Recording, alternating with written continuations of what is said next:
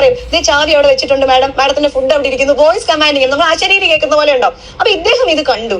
ഇദ്ദേഹം കണ്ടിട്ട് ഇദ്ദേഹം വിചാരിക്കുന്നത്, ഇദ്ദേഹം അറിയാണ്ട്, അതായത് പിന്നെ ഹോട്ടൽ മാനേജർ അറിയാണ്ട് സിനിമയുടെ പ്രൊഡക്ഷനിലുള്ള ആരോ ഇവിടെ ഈ റൂമിലേക്ക്, ഞാൻ വെക്കേറ്റ് ആയ റൂമിലേക്ക് ആരെയോ അക്കോമഡേറ്റ് ചെയ്തു എന്നാണ് ഇദ്ദേഹം വിചാരിക്കുന്നത്. അപ്പൊ ഇവര് ഡോർ ഇച്ചിരി ഒന്ന് തള്ളി തുറന്നിട്ട് ചോദിച്ചു. അപ്പൊ അവർ തന്നെ അന്തം വിടും, ആരെ ഇവിടെ കയറിയെന്ന് നമുക്ക് അറിയില്ല, മുഖംമൂടിയും വെച്ചിട്ടുണ്ട്, മുഖംമൂടിയല്ല മാസ്കും വെച്ചിട്ടുണ്ട്. അങ്ങനെ അത് പിന്നെ ഇങ്ങനെ നോക്കുമ്പോഴത്തേന് ഈ പുള്ളി കട്ടിലിൽ ഇരിക്കുക, ഈ മനുഷ്യൻ കട്ടിലിൽ ഇരിക്കുന്നു, എഴുന്നേറ്റിരിക്കുന്നു. പിടിച്ചു കള്ളനെ പിടിച്ചു. കഥ ലക്ഷ്മിപ്രിയ വേഴ്സസ് അൻസിബ, ഇവർ തമ്മിലുള്ള തർക്കം അതിരൂക്ഷമായിട്ട് കൊഴുക്കുകയാണ്. എനിക്ക് തോന്നുന്നത് ലക്ഷ്മിപ്രിയ ഇപ്പോൾ അൻസിബയ്ക്കെതിരെ ഉന്നയിച്ചിട്ടുള്ള ആരോപണം വളരെ വലിയ രീതിയിൽ വിമർശനങ്ങൾ ഏറ്റുവാങ്ങാൻ സാധ്യതയുണ്ട്. വിമർശനങ്ങളിൽ മാത്രം ഒതുങ്ങുമെന്ന് എനിക്കറിയില്ല. മിക്കവാറും അത് വലിയ രീതിയിൽ കേസാവാനും ജാമ്യമില്ലാത്ത വകുപ്പിൽ വരെ അറസ്റ്റിലാവാനുള്ള സാധ്യതയും ഞാൻ കാണുന്നുണ്ട്. എന്താണെന്ന് വെച്ച് കഴിഞ്ഞാൽ സ്ത്രീത്വത്തെ അപമാനിച്ചു എന്ന് പറഞ്ഞുകൊണ്ടുള്ള ഒരു കേസാണ് അൻസിബ ഫയൽ ചെയ്തിരിക്കുന്നത്. നമുക്ക് വിശദമായിട്ട് നോക്കാം. അതായത് ഇതിനെ പറ്റിയിട്ട് അറിയാത്തവർക്കായിട്ട് ഞാൻ 1 മുതൽ തുടങ്ങുകയാണ്. ജെകെ വേൾഡിലേക്ക് എല്ലാവർക്കും സുസ്വാഗതം. സബ്സ്ക്രൈബ് ചെയ്ത് കാണുന്നവരാണെങ്കിൽ സബ്സ്ക്രൈബ് ചെയ്തിട്ട് വീഡിയോ കാണാൻ ശ്രമിക്കണം. എനിക്ക് സബ്സ്ക്രിപ്ഷൻ വളരെ കുറവാണ്. വീഡിയോ ഇഷ്ടപ്പെടുകയാണെങ്കിൽ ലൈക്ക് ചെയ്യാനും കമൻറ്റ് ചെയ്യാനും മറന്നു വരുത്. ഇവർ തമ്മിലുള്ള ഒരു പോര് തുടങ്ങുന്നത് അൻസിബ ലക്ഷ്മിപ്രിയയുടെ വാട്സപ്പിലേക്ക് ഒരു സന്ദേശം കൈമാറിയതിനെ തുടർന്നാണ്. ആ സന്ദേശം കൈമാറിയതിനെ തുടർന്ന് ലക്ഷ്മിപ്രിയയും ഹസ്ബൻഡും തമ്മിൽ സ്വരച്ചേർച്ച ഉണ്ടാവുകയും അതിനെ തുടർന്ന് വലിയ രീതിയിൽ വഴക്കുകൾ ഉണ്ടാവുകയും ചെയ്തതിനെ തുടർന്നിട്ടാണ് ലക്ഷ്മിപ്രിയ അൻസിബയ്ക്കെതിരായിട്ടുള്ള ഒരു കേസ് പോലീസിൽ കംപ്ലൈൻറ്റ് കൊടുക്കുന്നത്. അതിനുശേഷം അൻസിബ ഈ ഒരു കാര്യം അമ്മയിലെ അന്ന് പ്രസിഡൻ്റായിരുന്ന ശ്വേതാ മേനോന് കംപ്ലൈൻറ്റ് കൊടുത്തു. ശ്വേതാ മേനോൻ പറഞ്ഞു, ഈ വക കാര്യങ്ങളൊക്കെ ഇതൊന്നും അമ്മയ്ക്കകത്തുണ്ടാവേണ്ട കാര്യങ്ങളല്ല, പുറത്തുള്ള കാര്യങ്ങളാണെന്നും പറഞ്ഞ് അത് തള്ളിക്കളഞ്ഞു. അമ്മയുടെ കമ്മിറ്റി മെമ്പേഴ്സിൻ്റെ ഒരു ഗ്രൂപ്പുണ്ട്, ആ ഗ്രൂപ്പിലേക്കും ഈ ഒരു പരാതി അൻസിബ മൂവ് ചെയ്തു. അപ്പോൾ ആ ഗ്രൂപ്പിലിട്ട പരാതിക്ക് താഴെയിട്ട് ടിനി ടോം വന്നിട്ട് പറഞ്ഞു ഇമാതിരിയുള്ള ഊള കേസൊന്നും ഇവിടെ എടുക്കില്ല എന്നുള്ളത്. അൻസിബ എന്ത് ചെയ്തു? അൻസിബ അമ്മയിൽ നിന്ന് തൻ്റെ സ്ഥാനം രാജിവെച്ച് നേരെ ഒരു മീഡിയയിൽ കയറിയിരുന്ന് തനിക്കറിയാവുന്ന കാര്യങ്ങളൊക്കെ വിളിച്ചു പറയാൻ തുടങ്ങി. അതിനുശേഷം അമ്മ ചീഞ്ഞു നാറാൻ തുടങ്ങി. ഇതിനു മുന്നേ തന്നെ ട്രഷറർ ഉണ്ണി ശിവപാലിനെതിരെയും ആരോപണങ്ങൾ ഉയർന്നതിനെ തുടർന്നിട്ട് ഉണ്ണി ശിവപാലിനെ ട്രഷറർ സ്ഥാനത്ത് നിന്നും ഈ ശ്വേതാ മേനോൻ മാറ്റിയിട്ടുണ്ടായിരുന്നു, സസ്പെൻഡ് ചെയ്തിട്ടുണ്ടായിരുന്നു. ഇതിനുശേഷമാണ് അമ്മയുടെ ജനറൽ ബോഡി ആരംഭിക്കുന്നത്. ജനറൽ ബോഡിയിൽ കണക്കുകൾ അവതരിപ്പിക്കാൻ സാധിക്കാത്തതുകൊണ്ട് ഈ കമ്മിറ്റി മൊത്തം പരാജയമായി മാറിയുന്ന കാഴ്ചയാണ് നമ്മൾ കണ്ടത്. അതിനുശേഷം ശ്വേതാ മേനോനും ആ കമ്മിറ്റി അംഗങ്ങൾ, ആ ഭാരവാഹികൾ കംപ്ലീറ്റ് ഒന്നടങ്കം രാജിവെച്ച് അവർ സ്വയം ഒഴിഞ്ഞു പോവുകയാണ് ചെയ്തത്. വലിയ രീതിയിലുള്ള കണക്കിൽ ക്രമക്കേടുകളാണ് ഉണ്ടാക്കി വെച്ചിട്ടുള്ളത്. ഈ ലക്ഷ്മിപ്രിയ വൈസ് പ്രസിഡൻറ്റും ശ്വേതാ മേനോൻ പ്രസിഡൻറ്റും ആയിരുന്നു. സെക്രട്ടറി ആയിട്ടുള്ള കുക്കു പരമേശ്വരൻ വേറെ. അപ്പോൾ സെക്രട്ടറിയും ശ്വേതാ മേനോനും, അതായത് സെക്രട്ടറിയും പ്രസിഡൻറ്റും 2 ഗ്രൂപ്പായിട്ട് തിരിയാണ് ഉണ്ടായത്. ട്രഷറർ ഇല്ലാത്തതിൻ്റെ കുറവ് നമുക്ക് ആ ഒരു കണക്കിൽ വ്യക്തമായിട്ട് കാണാൻ സാധിക്കും.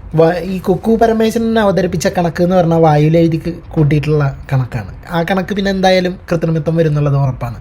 ഇതിനെപ്പറ്റി അറിയാവുന്ന കാര്യങ്ങളും ഈ ഒരു തസ്തികയിലിരിക്കുന്ന ആൾക്കാരും ചെയ്യേണ്ട സംഭവങ്ങൾ ഇവരിരുന്നിട്ട് ചെയ്ത് കഴിഞ്ഞാൽ നടപടിയാവുന്ന കേസൊന്നുമല്ല. അതിനുശേഷം ലക്ഷ്മിപ്രിയയും ഉഷയും തമ്മിലുള്ള ചേരിപ്പോര് തുടങ്ങുന്നു. ലക്ഷ്മിപ്രിയ ഒരു ഫേസ്ബുക്കിൽ ഒരു പോസ്റ്റ് ഇടുന്നു.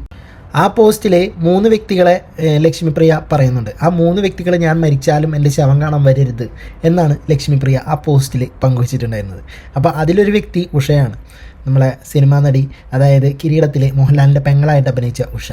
അങ്ങനെ ഉഷ ഈ ഒരു സംഭവത്തിന് മറുപടി കൊടുക്കുന്നത് അല്ലെങ്കിൽ ഈ വായ തുറന്ന വർഗീയ വിഷം തുപ്പുന്ന നിൻ്റെ ഒന്നും ഡെഡ് ബോഡി എനിക്ക് കാണണമെന്ന് യാതൊരു വക നിർബന്ധമില്ല എന്നുള്ള രീതിയിൽ ഉഷ തിരിച്ചടിക്കുന്നു.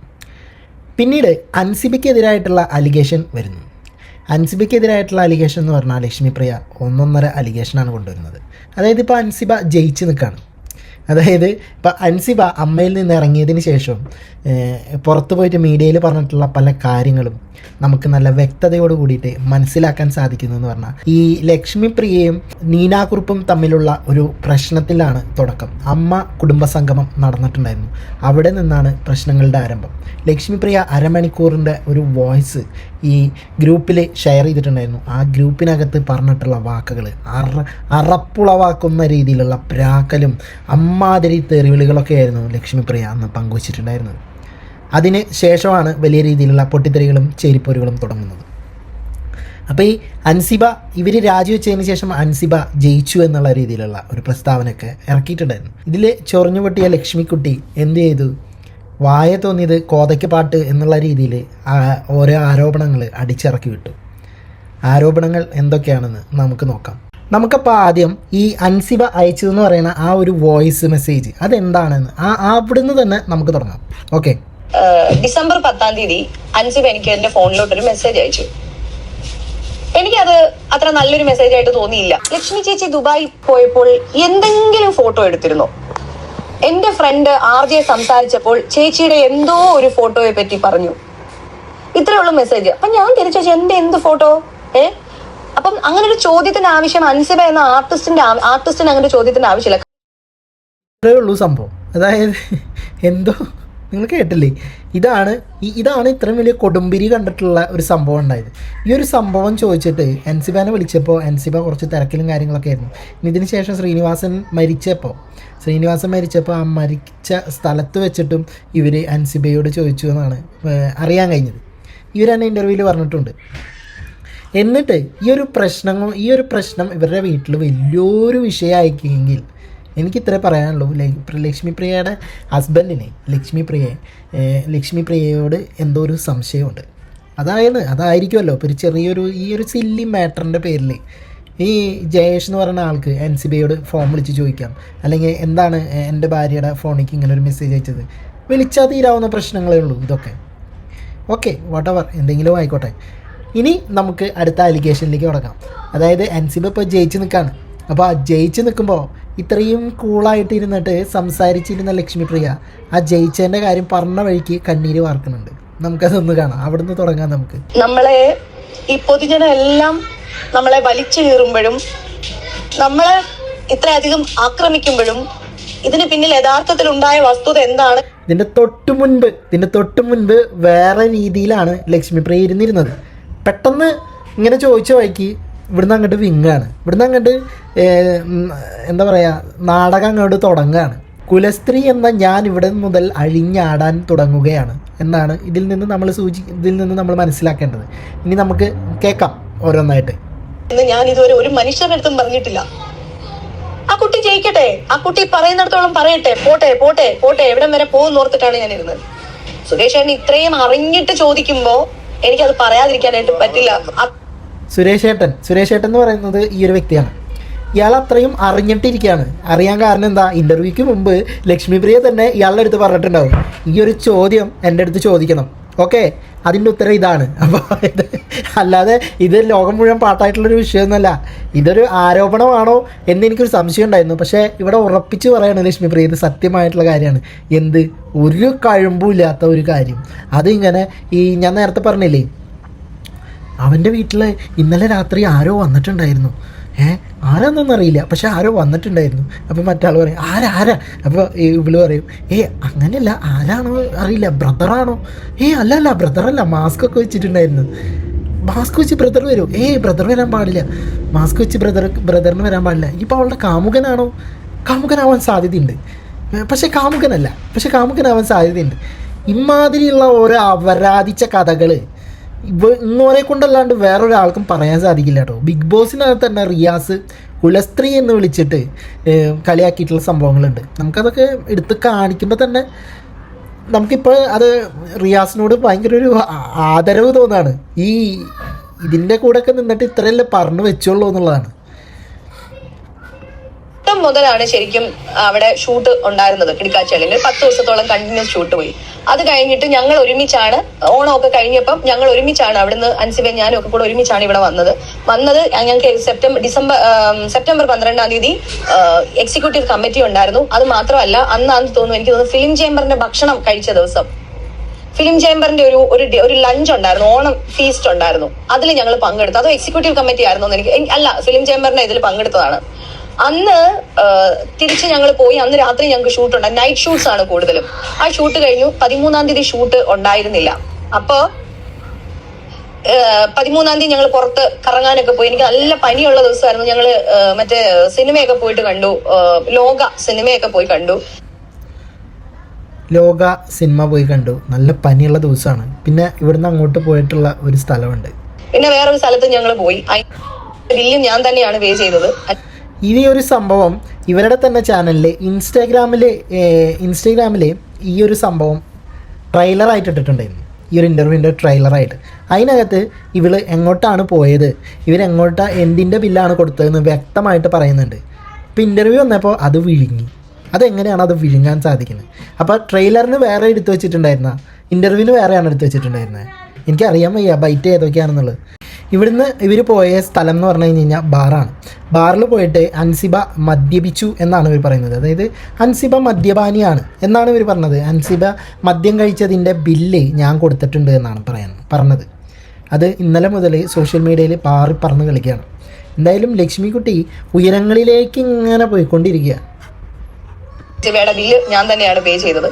അങ്ങനെ അന്ന് ഇവര് വിളിച്ചിട്ട് പറഞ്ഞു, പ്രൊഡക്ഷൻ സൈഡിൽ നിന്ന് വിളിച്ചിട്ട് പറഞ്ഞു 13-ാം തീയതി ഇവർ വിളിച്ചിട്ട് പറഞ്ഞു പടം ഒന്ന് സ്കെഡ്യൂൾ ചെയ്യുകയാണ്, കുറച്ച് പേർക്ക് എന്തോ ഫിനാൻഷ്യൽ പ്രശ്നങ്ങളൊക്കെ ഉണ്ട്, കുറച്ച് ദിവസം കഴിഞ്ഞിട്ടേ ഇനി ഷൂട്ട് തുടങ്ങുന്നുള്ളൂ, മാഡം ഒക്കെ പോകുന്നെങ്കിൽ പോയിക്കോളൂ എന്ന് പറഞ്ഞു. അപ്പൊ ഒരു ദിവസത്തെ നൈറ്റ് ഷൂട്ടിന് വേണ്ടിയാണ് ഞങ്ങൾ ഇവിടുന്ന് റിസ്ക് എടുത്ത് വീണ്ടും തിരിച്ച് ചിറയൻകീഴ് വരെ പോയിരുന്നത്. അപ്പൊ ആ ഷൂട്ട് നടന്നു.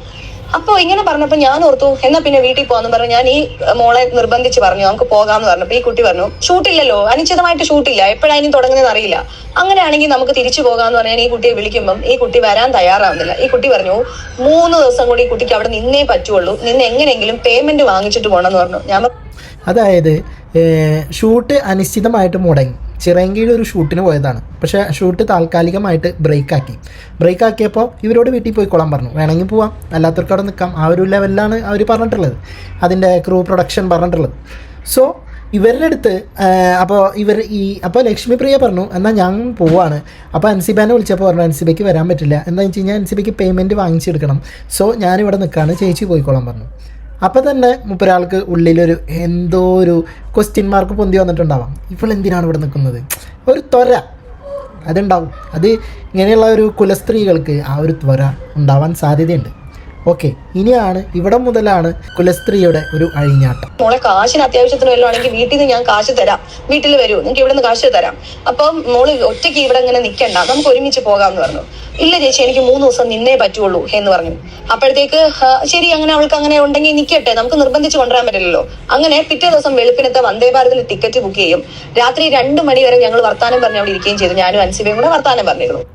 ഓക്കെ, അപ്പോൾ ഇവരുടെ കയ്യിൽ പൈസയുണ്ട്. അപ്പോൾ പൈസയ്ക്ക് ആവശ്യമുണ്ടെങ്കിൽ ഞാൻ പൈസ തരാം, അവൾ എൻ്റെ കൂടെ വന്നു. അപ്പോൾ അൻസിബ പറഞ്ഞു ഞാനിവിടെ നിൽക്കണം, എനിക്ക് ഇവിടെ നിന്നിട്ട് ആവശ്യമുണ്ട് എന്നുള്ള രീതിയിൽ ആൾ സംസാരിച്ചു. ആളുടെ പ്രൈവറ്റ് ആയിട്ടുള്ള കാര്യങ്ങളായിരിക്കാം, ആൾക്കൊരു പ്രൈവസി വേണ്ടേ. ഇപ്പോൾ ഇവർ വിളിക്കുമ്പോൾ തിരിച്ചു വരണമെന്ന് നിർബന്ധമൊന്നുമില്ലല്ലോ, ഉണ്ടാവും. അങ്ങോരുടെ ഇഷ്ടത്തിനാണ് വന്നിട്ടുള്ളത്. അപ്പോൾ അങ്ങോരുടെ കാര്യങ്ങൾക്ക് അങ്ങോർക്ക് ഇമ്പോർട്ടൻ്റ് ഉണ്ടാവും. ഓക്കെ, അപ്പോൾ ഇങ്ങോര് വിളിക്കുമ്പോൾ വന്നില്ല. പക്ഷേ അന്ന് തലേ ദിവസം രാത്രി കുറേ നേരം ഇരുന്നിട്ട് ഇവർ സംസാരിച്ചിട്ടുണ്ട്. ബാക്കിയേക്കാം. അത് കഴിഞ്ഞ് 3 മണിയായപ്പോ ഞാൻ എന്റെ റൂമിൽ പോയി കുളിച്ച് ഫ്രഷായി എന്റെ പെട്ടിയൊക്കെ എടുത്ത് പോകുമ്പോ താഴെ ഞാൻ വണ്ടി കയറാൻ നേരത്ത് ഒരാളിനെ ഞാൻ കണ്ടു. ആള് മാസ്ക് ഇട്ടിട്ടുണ്ടായിരുന്നു, ആളുടെ കണ്ണിന്റെ ഒക്കെ ഭാഗങ്ങൾ. അപ്പൊ നമുക്കൊരു പരിചയമുള്ള ഒരാളായിട്ട് നമുക്ക് തോന്നി, പക്ഷെ ആളെ ഞാൻ ഐഡന്റിഫൈ ചെയ്തൊന്നുമില്ല. അപ്പോൾ ലക്ഷ്മിപ്രിയ കെട്ടും കിടക്കൊക്കെ എടുത്തിട്ട് പോകുന്ന വഴിയിലൂടെ ഒരാൾ മാസ്ക് ഒക്കെ വെച്ചിട്ട് ഉള്ളിലോട്ട് പോകുന്നു. അപ്പം തന്നെ ലക്ഷ്മിപ്രിയയ്ക്ക് ഉള്ളിൽ കത്തി, എന്തോ ഒരു വലിയൊരു ഇത് വരുന്നുണ്ട്, അത് ഇതാരായിരിക്കും എന്നുള്ള ഒരു ത്വര, ഞാൻ നേരത്തെ പറഞ്ഞിട്ടുള്ള ത്വര പൊന്തി.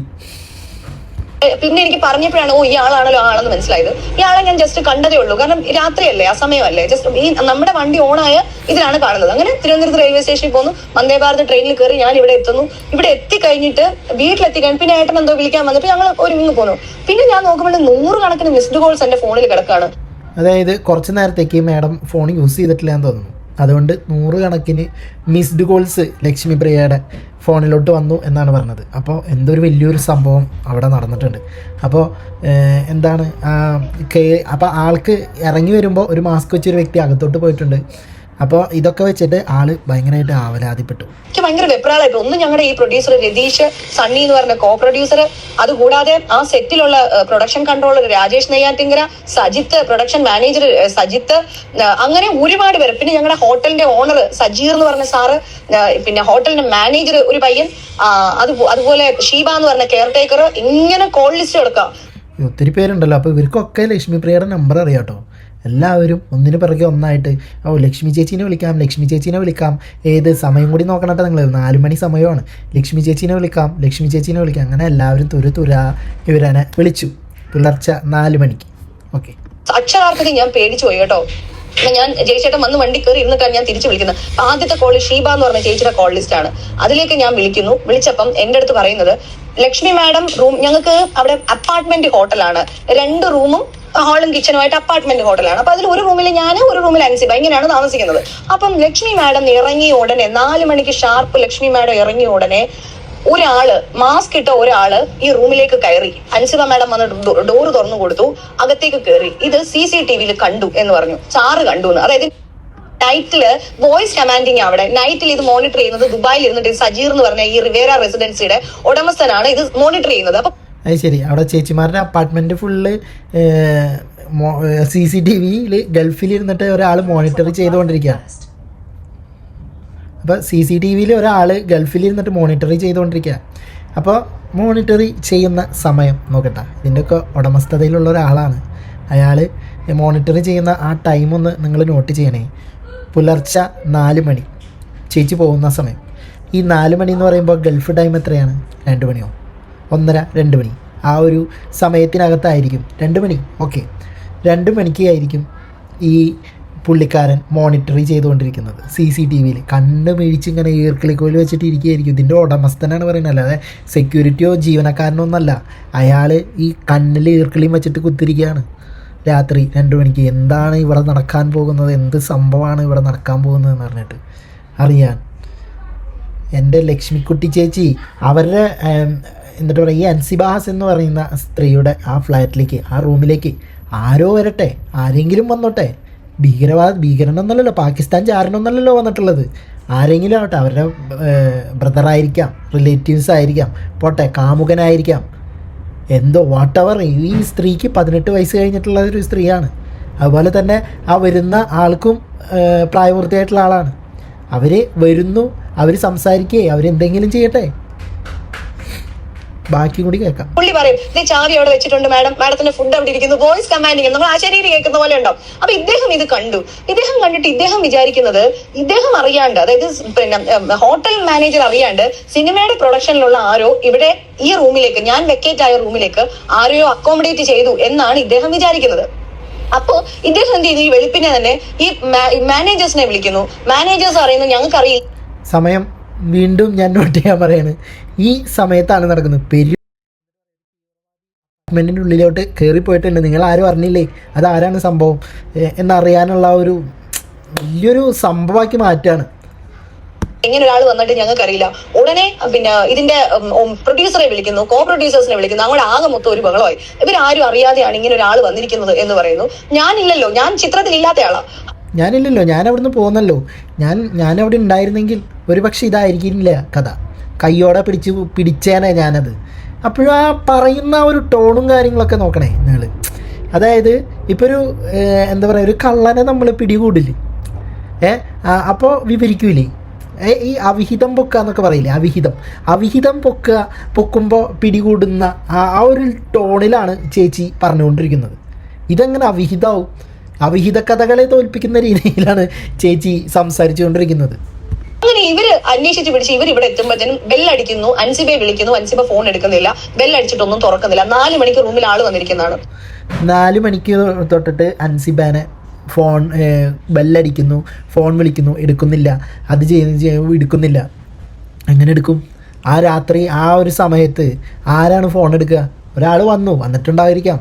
വന്ന ആൾ ചിലപ്പോൾ അവിടെ നിന്ന് സംസാരിച്ചിട്ടുണ്ടായിരിക്കാം, അല്ലെങ്കിൽ കിടന്നിട്ടുണ്ടായിരിക്കാം, എന്തോ ആയിക്കോട്ടെ. ആ സമയത്ത് ഫോൺ എടുക്കണം എന്നുള്ളത് ആളുടെ വ്യക്തിപരമായിട്ടുള്ള ഒരു തീരുമാനമാണ്. ആൾക്ക് ഫോൺ എടുക്കേണ്ട ആവശ്യം ഉണ്ടെങ്കിൽ ഇല്ലെങ്കിലോ, ഇപ്പോൾ ഒരു കസിൻസിൻ്റെ സ്ഥലത്തു നിന്നാണോ, അല്ലെങ്കിൽ ഇപ്പോൾ ഒരു വീട്ടിൽ നിന്ന് വരുന്ന കോളുകളൊന്നും അല്ലല്ലോ. ഈ കണ്ണി കണ്ടവരല്ലേ ഈ ഫോൺ വിളിക്കണത്. തുറക്കാതെ വന്നപ്പോഴത്തേക്കും 6:30 മണി വരെ അവർ വെയിറ്റ് ചെയ്തിട്ട് 6:00 കൂടിയിട്ട് ഷീബ എന്ന് പറയുന്ന ലേഡി ഡ്യൂപ്ലിക്കേറ്റ് കീ ഉപയോഗിച്ച് മെയിൻ എൻട്രൻസ് തുറക്കുന്നു. നേരെ അപ്പോൾ ഷീബ എന്ന് പറയുന്ന ഒരു വ്യക്തിയാണ് ഈ ഒരു സംഭവം ഓപ്പൺ ചെയ്തതും കണ്ടതും. അപ്പോൾ ഈ ഷീബയുമായിട്ടാണ് ലക്ഷ്മിക്ക് കോണ്ടാക്റ്റ് ഉള്ളത്. ലക്ഷ്മിയുടെ ഫോണിലേക്ക് ആദ്യത്തെ കോൾ ലിസ്റ്റ് നോക്കിയിട്ട് വിളിച്ചതും ഷീബയാണ്.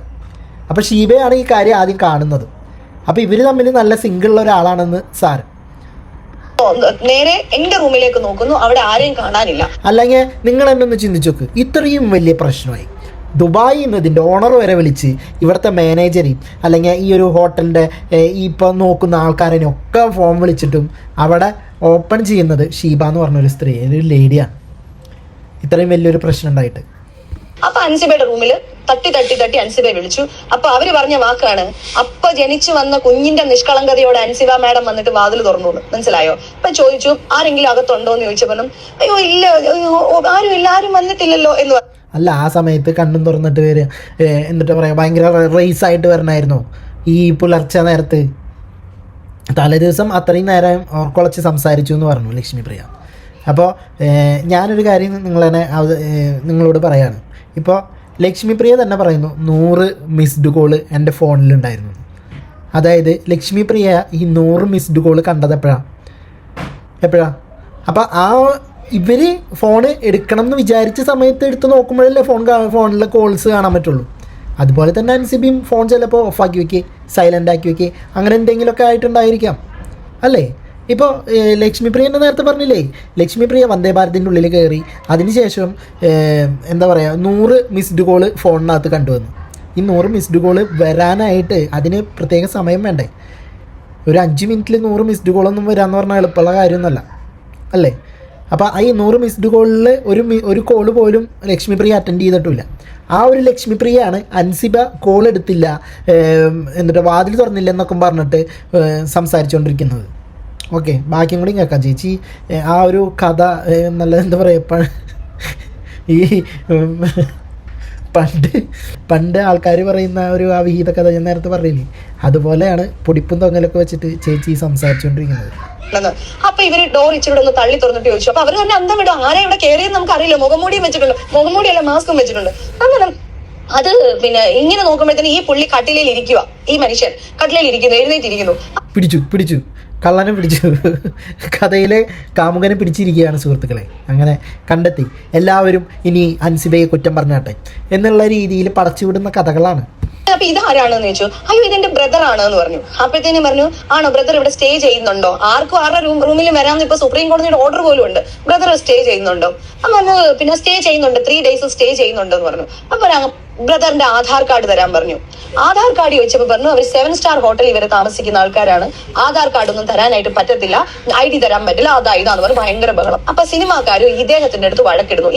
ഇതിപ്പോൾ ലക്ഷ്മിപ്രിയയുടെ ഭാഗമാണ് കേട്ടോ നമ്മൾ കേൾക്കുന്നത്. അൻസിബയുടെ ഭാഗം ഇതുവരെ വന്നിട്ടില്ല. അത് വന്നു കഴിഞ്ഞ് ഇത് എന്നിട്ട് പറയുക, ഇതിനൊരു ഈയാമ്പാറ്റയുടെ ഒരു ആയുസ് പോലും ഉണ്ടാവാൻ സാധ്യത വളരെ കുറവാണ്. ഇവർ ഉന്നയിച്ചിട്ടുള്ള ആ കാമുകൻ രംഗത്ത് വന്നിട്ടുണ്ട്, ആൾ പ്രതികരിച്ചിട്ടുണ്ട് ഇതിനെതിരായിട്ട്. അത് നമുക്ക് ഇത് കഴിഞ്ഞിട്ട് നമുക്ക് അത് സംസാരിക്കാം. അപ്പോൾ ഇവരിപ്പോൾ പറഞ്ഞത് എന്താണ്, ഒരു ബ്രദറാണെന്ന് പറയുന്നു. അപ്പോൾ ആധാർ കാർഡ് ചോദിക്കുന്നു, അത്രേ ഉള്ളൂ. ഇപ്പം ഞങ്ങളുടെ പ്രൊഡക്ഷൻ സൈഡിലുള്ള ആൾക്കാർ വഴക്കിടുന്നു. ഇത് മുഴുവൻ ഇവർ വീഡിയോ എടുത്ത് വെച്ചിട്ടുണ്ട്. ഞാൻ പറയുന്നുണ്ടല്ലോ, ഞാൻ പറയുന്ന ഒരു കാര്യത്തിനും തെളിവില്ലാതെ ലക്ഷ്മിപ്രിയ സംസാരിക്കില്ല എന്ന് പറയുന്നുണ്ടല്ലോ. ആര് പറഞ്ഞു? ലക്ഷ്മിപ്രിയ ഒരു പ്രൂഫും വെക്കാതെ സംസാരിക്കില്ല എന്ന് ആരാ പറയണേ? ഞാൻ പറഞ്ഞിട്ടില്ല.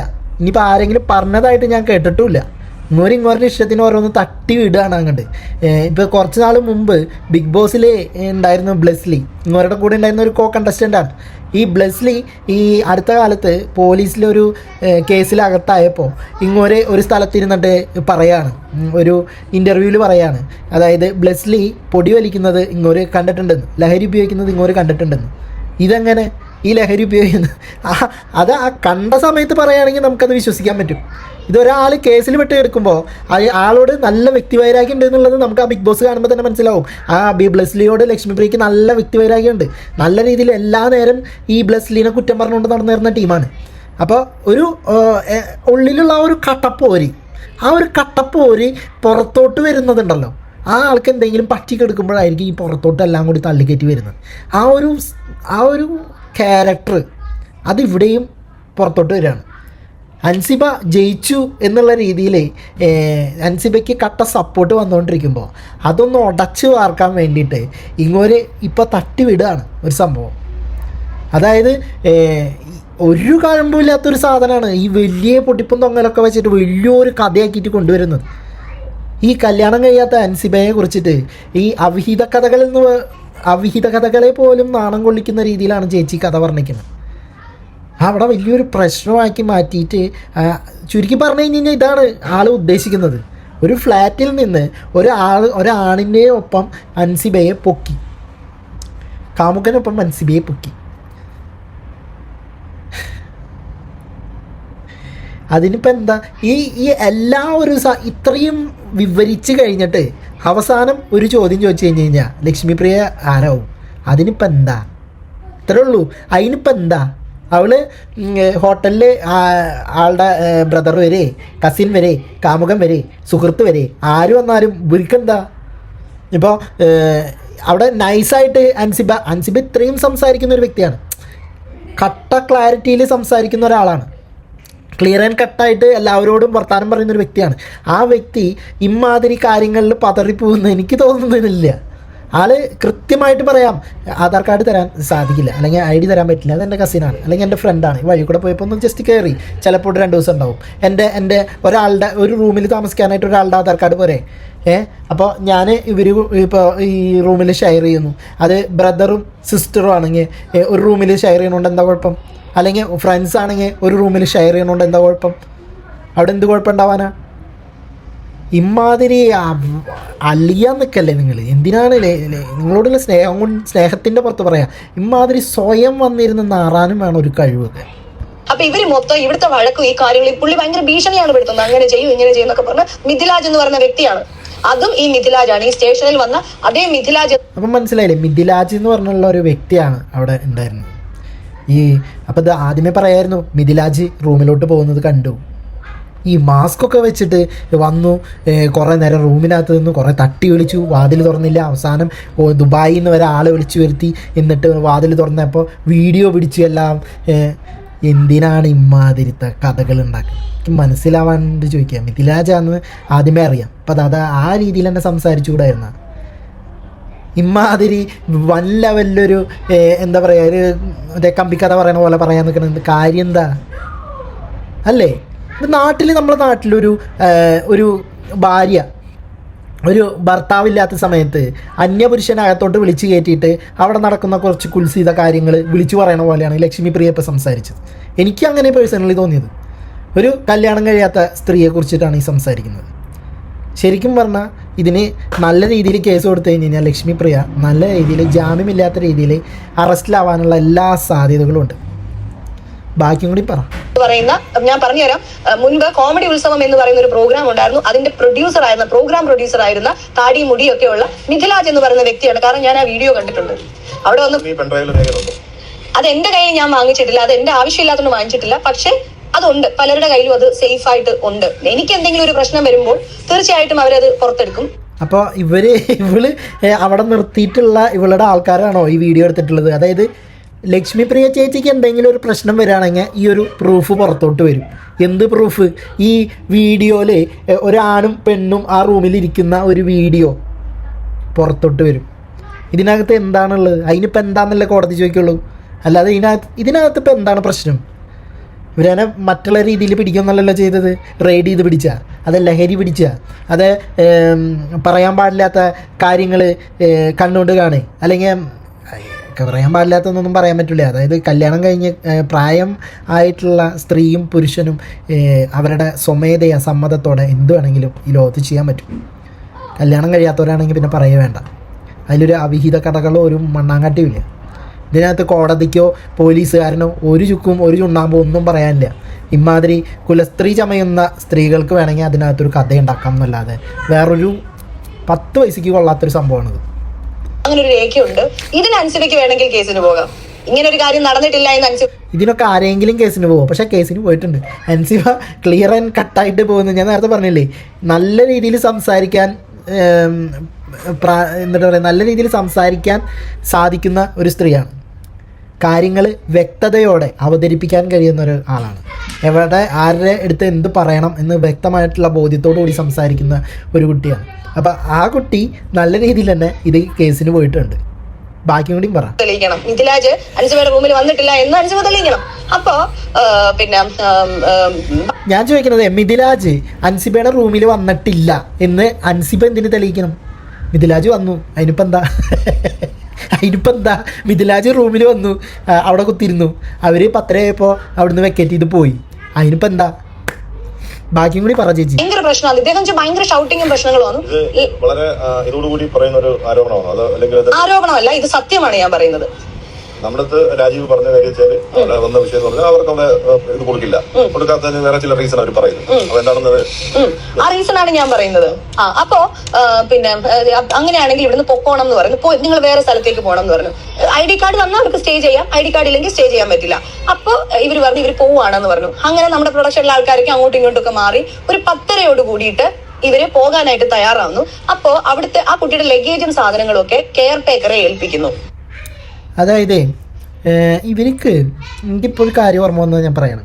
ഇവർക്ക് ഞാൻ നേരത്തെ പറഞ്ഞില്ലേ ബ്ലെസ്ലിയോട് ഒരു വ്യക്തിവൈരാഗ്യം ഉണ്ടെന്നുള്ളത്. ബ്ലെസ്ലി അതിനകത്ത് ഒരു ലവ് സ്ട്രാറ്റജി വർക്കൗട്ട് ചെയ്തിട്ടുണ്ടായിരുന്നു ഈ ബിഗ് ബോസിനകത്ത്.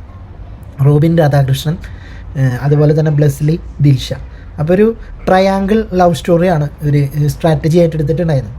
അപ്പം അതിനകത്ത് ഈ ബ്ലെസ്ലി ദിൽഷയുടെ ഇഷ്ടമാണെന്ന് പറയുന്നതും അങ്ങനെയുള്ള കാര്യങ്ങളൊന്നും പുള്ളിക്കാരത്തിക്ക് ഇഷ്ടമല്ല. പുള്ളിക്കാരത്തി റോബിൻ രാധാകൃഷ്ണൻ്റെ സെറ്റാണ്. അതിനകത്ത് തന്നെ ഒരു എന്താ പറയുക, ഒരു വർഗീയത അതിനകത്തുണ്ട്. ബ്ലെസ്ലി മുസ്ലിംസാണ്, അതുകൊണ്ട് തന്നെ അതിനകത്തൊരു വർഗീയത പുകയുന്നുണ്ട്. നമുക്കത് അത് മനസ്സിലാക്കാൻ പറ്റും. ബ്ലെസ്ലിയോട് കുറച്ച് ഒരു വൈരാഗ്യമുള്ള പോലെ തന്നെയാണ് മുപ്പരാൾ സംസാരിച്ചിട്ടുണ്ടായിരുന്നത്. ഇപ്പോൾ NDA സ്ഥാനാർത്ഥികളായിട്ട് ഇപ്പോൾ ബാബുരാജ് അമ്മയിൽ വന്നിട്ട് പ്രസംഗിച്ചൊരു സംഭവം ഉണ്ടായിരുന്നു. എന്താ, ഈ ശ്വേതാ മേനോനെതിരെ ഒരു ആരോപണം ഉന്നയിച്ചിട്ടുണ്ടായിരുന്നു ബാബുരാജ്. അത് ലക്ഷ്മിപ്രിയ തന്നെ പറഞ്ഞതാണ്. എന്താണ്, അതായത് NDA സ്ഥാനാർത്ഥിയാവാൻ, അതായത് ഈ അമ്മ ഈ സംഘടനയിലത്തെ, അതായത് ഈ ഒരു കമ്മിറ്റിയിലത്തെ അംഗങ്ങളെ സ്ഥാനാർത്ഥിയാക്കാൻ വേണ്ടിയിട്ട് അമിത്ഷായുടെ കയ്യിൽ നിന്ന് പൈസ വാങ്ങി എന്നുള്ളത് സംഭവം ഒന്ന് നോക്കുമ്പോൾ അഞ്ജലി മത്സരിച്ചിട്ടുണ്ടായിരുന്നു, ലക്ഷ്മിപ്രിയ മത്സരിച്ചിട്ടുണ്ടായിരുന്നു. പിന്നെ വോട്ടേഴ്സ് ലിസ്റ്റിൽ പേരില്ലാത്തതുകൊണ്ട് തള്ളിക്കളഞ്ഞതാണ്. അപ്പോൾ ആ ഒരു വിഷയം വെച്ചിട്ടായിരിക്കും. അപ്പോൾ ഇതൊരു ആരോപണമാണ്, മറുപടി പറയട്ടെ എന്ന് പറഞ്ഞപ്പോൾ ശ്വേതാമേനോൻ കരഞ്ഞിട്ട് ഇറങ്ങിപ്പോവാണ് ചെയ്തത്. മറുപടിയൊന്നും ഉണ്ടായിട്ടില്ല. ഓക്കെ, നമുക്കിനി ഇവിടെ ബാക്കി കേൾക്കാം. അപ്പൊ ഇവർക്ക് മനസ്സിലായി ഈ കുട്ടി വീട്ടിലേക്കല്ല പോകുന്നത്. അപ്പൊ സ്വാഭാവികമായിട്ടും ഒരു സ്ഥലത്ത് അഭിനയിക്കാനായിട്ട് ഒരു പെൺകുട്ടിയോ ആരും ഇല്ലാതെ വരുമ്പോ അതിന്റെ ഉത്തരവാദിത്തം തീർച്ചയായിട്ടും ആ പ്രൊഡക്ഷനിലുള്ള ആൾക്കാർക്കല്ലേ. അപ്പൊ അത് വെച്ചിട്ട് അവരെന്ത് ചെയ്തു, ശ്വേത ചേച്ചിയെ ഫോൺ വിളിച്ചിട്ട് പറഞ്ഞു നിങ്ങളുടെ ജോയിന്റ് സെക്രട്ടറി കൂടിയായ അൻസിബ ഹസൻ ആരാന്ന് നമുക്കറിയില്ല, ആരോ ഒരാളുടെ കൂടെ എങ്ങോട്ടോ പോയിട്ടുണ്ട്. ഒലക്കെയാണ് ഇത്. ഇപ്പം ഏതാണ്ട് ഈ ചാരന്മാർ വന്നിട്ട് പൊക്കിക്കൊണ്ട് പോകാന്ന് പറയില്ലേ, ആ സ്ത്രീ, പ്രായപൂർത്തിയായ സ്ത്രീക്ക് എവിടെ പോകണം, എങ്ങോട്ട് പോകണം എന്നുള്ളത് തീരുമാനിക്കാനുള്ള അവകാശം ആ സ്ത്രീക്കാണ്. അതിന് വേണമെങ്കിൽ അവരുടെ അമ്മേനെ വിളിച്ചിട്ട് പറയാം, ഈ സ്ത്രീ അൻസിബയുടെ ഉമ്മേനെ വിളിച്ചിട്ട് പറയാം ഇവിടുന്ന് പോയിട്ടുണ്ട് എന്നുള്ളത്. അല്ലാതെ ശ്വേതാമേനോനെ വിളിച്ച് പറയേണ്ട ആവശ്യമൊന്നും ഇവർക്കില്ല. അങ്ങനെയുണ്ടോ എനിക്കറിയില്ല. ദിവസം കഴിഞ്ഞേ വരുള്ളൂ എന്ന് പറഞ്ഞിട്ട് ലഗേജ് ഇവിടെ വെച്ചിട്ടുണ്ട് എന്ന് പറഞ്ഞു. അപ്പൊ ഞങ്ങൾ നിങ്ങളെ ഇൻഫോം ചെയ്യാൻ വേണ്ടിയിട്ട് പറഞ്ഞതാണ് എന്ന് ശ്വേത ചേച്ചി വിളിച്ച് അവർ പറയുന്നു. അത് ഒരാളുടെ പേഴ്സണൽ കാര്യമല്ലേ. ശ്വേത ചേച്ചി അതും ഹൈഡ് ചെയ്തു. പേഴ്സണൽ എന്ന് പറയുന്ന എല്ലാവർക്കും ഉണ്ടല്ലോ, ഹൈഡ് ചെയ്ത് കഴിഞ്ഞിട്ട് ID പ്രൂഫ് കൊടുത്തെങ്കിൽ ആർക്കും ഒരു വിഷയവുമില്ല, ആർക്കും. അപ്പം ID പ്രൂഫ് അവിടെ കൊടുത്തിട്ടുണ്ട്. ID പ്രൂഫ് കൊടുത്തെങ്കിൽ ആർക്കും യാതൊരു വക വിഷയമില്ല എന്നുള്ളത് ഇപ്പം മനസ്സിലായില്ലേ. ഈ ഒരു സംഭവം ഇത് മിഥിരാജിനെ ഉദ്ദേശിച്ചിട്ടാണ് ഈ ഒരു സംഭവം പറഞ്ഞിട്ടുള്ളത്. ഇനി ഇതിനെതിരെ അൻസിബ ഹസൻ പ്രതികരിച്ചിട്ടുണ്ടായിരുന്നു. ഈ ഒരു സംഭവത്തിനെതിരായിട്ട് നമ്മുടെ അൻസിബ പ്രതികരിച്ചത് ഇങ്ങനെയാണ്. അതായത് ഒരു കേസ് കൊടുക്കുകയാണ് ചെയ്തത്. ശ്വേതാ മേനോനും ലക്ഷ്മിപ്രിയയ്ക്കും എതിരായിട്ട് പരാതിയാണ് അൻസിബ ഇതിന് മറുപടിയായിട്ട് കൊടുത്തത്. അതായത് സമൂഹ മാധ്യമത്തിലൂടെ വ്യാജവും അശ്ലീലവും നിറഞ്ഞതുമായ വീഡിയോകൾ പ്രചരിപ്പിച്ച് സ്ത്രീത്വത്തെ അപമാനിച്ചെന്ന് ആരോപിച്ചിട്ടായിരുന്നു പരാതി. അൻസിബ മദ്യപാനിയാണെന്നും റൂമിൽ മറ്റൊരു പുരുഷനുമൊപ്പം മുഖം മറച്ച് താമസിച്ചുവെന്നുമായിരുന്നു ഈ ലക്ഷ്മിപ്രിയയുടെ ആരോപണം ഉണ്ടായിരുന്നത്. അപ്പോൾ ആ പരാതി ഞാനൊന്ന് ചുരുക്കി പറയാം. അൻസിബയ്ക്ക് ഞാൻ മദ്യം വാങ്ങി നൽകിയിട്ടുണ്ട്. രാത്രി മുറിയിൽ ഒരു പുരുഷൻ മുഖം മറച്ച് എത്തി. അത് ആങ്ങളെയാണെന്നാണ് അൻസിബ പറഞ്ഞത്. എന്നാൽ ആങ്ങളെ എങ്ങനെയാണ് മുഖം മറച്ചു വരുന്നത്? ചാനൽ പ്രോഗ്രാമിൻ്റെ പ്രൊഡ്യൂസറായ വ്യക്തി അൻസിബയുടെ റൂമിൽ വന്നിട്ട് എന്ന് അവർ തെളിയിക്കണമെന്നായിരുന്നു ലക്ഷ്മിപ്രിയയുടെ ഒരു ഓൺലൈൻ മാധ്യമങ്ങളിലൂടെയുള്ള ഒരു ആരോപണം. അപ്പോൾ പരാതി ആയിട്ട് ഇങ്ങനെയാണ് കൺക്ലൂഷൻ വരുന്നത്. തൻ്റെ അന്തസ്സിനെയും മര്യാദയെയും പൊതുമധ്യത്തിൽ തകർക്കാനുള്ള ബോധപൂർവമായ ശ്രമമാണിതെന്നാണ് അൻസിബ പറഞ്ഞത്. പിന്നെ നടി ശ്വേതാ മേനോനും ലക്ഷ്മിപ്രിയയും ചേർന്ന് തന്നെ തകർക്കാൻ ഗൂഢാലോചന നടത്തി. ജൂൺ 21 നടന്ന അമ്മ ജനറൽ ബോഡി മീറ്റിംഗിലെ ശ്വേതാ മേനോൻ അടക്കമുള്ള ഭാരവാഹികൾ ഭാരവാഹികൾക്ക് രാജിവെച്ച് പുറത്തു പോകേണ്ടി വന്നിരുന്നു. ഇതിലുള്ള വ്യക്തിവൈരാഗ്യമാണ് പുതിയ നീക്കങ്ങൾക്ക് പിന്നിൽ. രാജിവെച്ചതിന് ശേഷം ശ്വേതാ മേനോൻ തിരുവനന്തപുരത്തുള്ള ഒരു സോഷ്യൽ മീഡിയ PR ഏജൻസിയുമായിട്ട് ചേർന്ന് തനിക്കെതിരെ വ്യാജ വാർത്തകൾ പ്രചരിപ്പിക്കാൻ നിയമവിരുദ്ധ കരാറുകളിൽ ഏർപ്പെട്ടതായും പരാതിയിൽ ആരോപിക്കുന്നുണ്ട്. അപ്പോൾ ശ്വേതാ മേനോൻ ഉൾപ്പെടെ ഒരു PR വർക്കിൻ്റെ അകമ്പടിയോട് കൂടിയിട്ട് നടത്തുന്ന ചില PR വർക്കിൻ്റെ ഭാഗമായിട്ട് നടത്തുന്ന ചില സംഭവങ്ങളാണ് ഇപ്പോൾ ഈ ഉരുത്തിരിഞ്ഞു വരുന്നത് എന്നാണ് പരാതിയിലുള്ളത്. അപ്പോൾ ഭാരതീയ ന്യായ സംഹിത, IT ആക്ട് എന്നിവയിലെ വകുപ്പുകൾ പ്രകാരം കേസ് രജിസ്റ്റർ അന്വേഷണം നടത്തണമെന്നാണ് പാലാരിവട്ടത്തുള്ള പോലീസിലെ അൻസിബ നൽകിയ പരാതി. അപ്പോൾ നേരത്തെ തന്നെ നടി ലക്ഷ്മിപ്രിയയുടെ പരാതിന്മേലെ തൃപ്പൂണിത്തറ ഹിൽ പാലസ് പോലീസ് സ്റ്റേഷനിൽ വിളിച്ചു വരുത്തിയിട്ട് മാനസികമായിട്ട് പീഡിപ്പിച്ചു എന്ന് ആരോപിച്ചിട്ട് പരാതിയുമായിട്ട് അൻസിബ മുഖ്യമന്ത്രിയെ സമീപിച്ചിട്ടുണ്ടായിരുന്നു. തനിക്കെതിരെ ഉണ്ടായിരുന്ന വർഗീയ പരാമർശം നടത്തിയെന്ന് ആരോപിച്ചിട്ട് നടൻ ടിനി ടോമിനെതിരെയും കൊച്ചി ഇൻഫോ പാർക്ക് പോലീസിലും അൻസിബ പരാതി നൽകിയിട്ടുണ്ടായിരുന്നു. ഇനി നമ്മൾ മിഥിലാജിൻ്റെ ഒരു രംഗപ്രവേശമാണ് നമ്മൾ കാണാൻ പോകുന്നത്. അതായത് ഈ ലക്ഷ്മിപ്രിയ ഉന്നയിച്ചിട്ടുള്ള ആരോപണങ്ങൾക്ക് മറുപടിയായിട്ട് നമ്മുടെ ടെലിവിഷൻ പ്രോഗ്രാം പ്രൊഡ്യൂസറായിട്ടുള്ള മിഥിലാജ് എന്നാണ് പേര്. അപ്പോൾ മിഥിലാജ് അബ്ദുൾ രംഗത്തെത്തിയിട്ടുണ്ട്. അതായത് നടി അൻസിബ ഹസനുമായി ബന്ധപ്പെടുത്തിയായിട്ടാണ് ലക്ഷ്മിപ്രിയ ആരോപണങ്ങൾ ഉന്നയിച്ചിട്ടുള്ളത്.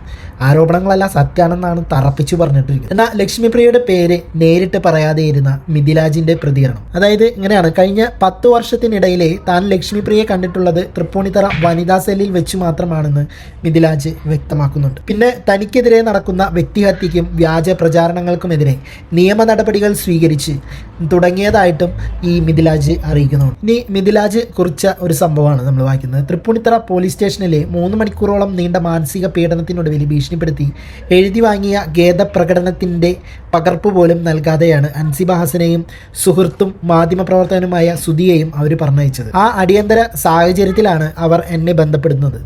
കാര്യത്തിൻ്റെ ഗൗരവം ബോധ്യപ്പെട്ട ഞാൻ ഉടനെ തന്നെ സ്റ്റേഷനിലെത്തി SI രേഷ്മയെ നേരിൽ കണ്ടു. അതായത് നിയമവിരുദ്ധമായ ഏകപക്ഷീയ നടപടിക്കെതിരെ ശക്തമായിട്ട് മിഥിലാജ് പ്രതിഷേധിച്ചു.